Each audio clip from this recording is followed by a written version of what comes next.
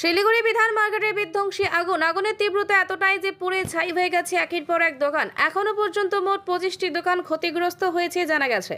কালো ধোঁয়ায় চারিপাশ একেবারে ঢেকে গেছে। ইতিমধ্যেই ঘটনাস্থলে আগুন নিয়ন্ত্রণের জন্য দমকল এসে উপস্থিত হয়েছে। শনিবার সকাল 10:30 নাগাদ এই ঘটনাটি ঘটেছে। ঠিক কী কারণে আগুন লেগেছে তা এখনো পর্যন্ত জানা যায়নি। তবে হতাহতের কোনো খবর পাওয়া যায়নি এখনো। পুজোর মুখে এহেন পরিস্থিতিতে আচমকা ক্ষতির কারণে মাথায় হাত পড়েছে ব্যবসায়ীদের। এই ঘটনা ঘটার সঙ্গে সঙ্গে গোটা এলাকায় আতঙ্কের সৃষ্টি হয়েছে। অন্যদিকে দমকলের ইঞ্জিন ঘটনাস্থলে এসে পৌঁছালেও সেই ইঞ্জিন নাকি ঠিকমতো কাজ করতে পারছে না, এমনই অভিযোগ তোলেন ঘটনাস্থলে উপস্থিত থাকা লোকজনেরা। সূত্র মারফত জানা গেছে, প্রথমে দমকলের 2টি ইঞ্জিন এসে আগুন নিয়ন্ত্রণে আনার চেষ্টা করে। তারপর ঘটনাস্থলে আসে আরও 3টি ইঞ্জিন ও সেনাবাহিনীর দমকল। এখনও পর্যন্ত ঘটনাস্থলে দমকলের 5টি ইঞ্জিন আগুন নিয়ন্ত্রণে আনার চেষ্টা করছে। অনুমান করা হচ্ছে শর্ট সার্কিটের জেরেই এই আগুন লেগেছে, তবে সঠিক কারণ জানা যায়নি। এখন এই ঘটনার কারণ অনুধাবন করছে স্থানীয় পুলিশ। চেষ্টা করছে খুব তাড়াতাড়ি যাতে এটাকে কন্ট্রোলে নিয়ে আসা যায়। অনেক ক্ষয়ক্ষতি হয়েছে, যে দোকানগুলোতে আগুন লেগেছে। ফায়ার ব্রিগেড আপ্রাণ চেষ্টা করছে কন্ট্রোলে নিয়ে আসা। সাধারণ মানুষ যারা ট্রেডার্স তারাও সহায়তা করছে। আশা করছি খুব তাড়াতাড়ি ফায়ারটা কন্ট্রোলে এসে।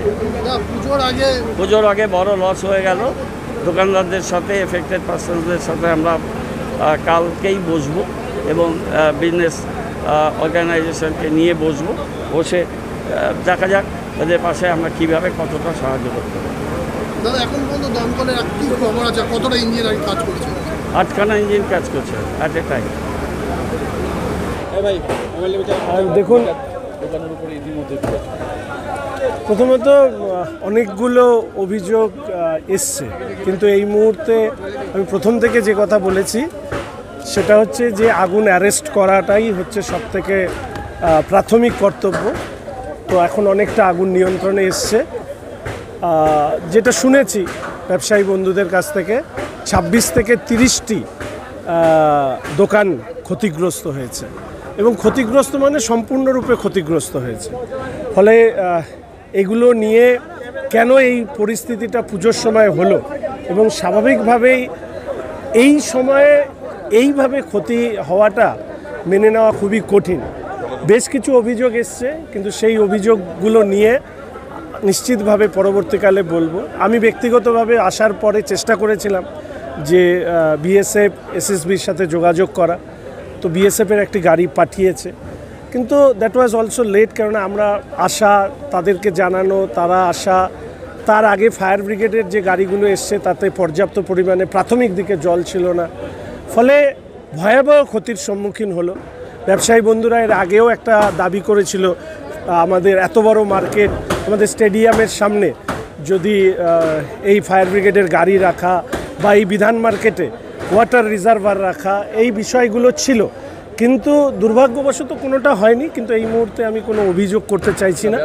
দীর্ঘদিনের একটা দাবি রয়েছে, এখানে এত বড় মার্কেট, সেখানে আগুন নিয়ন্ত্রণ বা প্রাথমিকভাবে আগুন লাগলে যে আগুন নেভানোর ব্যবস্থা বা রিজার্ভার করা এনজিডিএ রয়েছে, সেটা তো ভগ্নদশা পড়ে রয়েছে।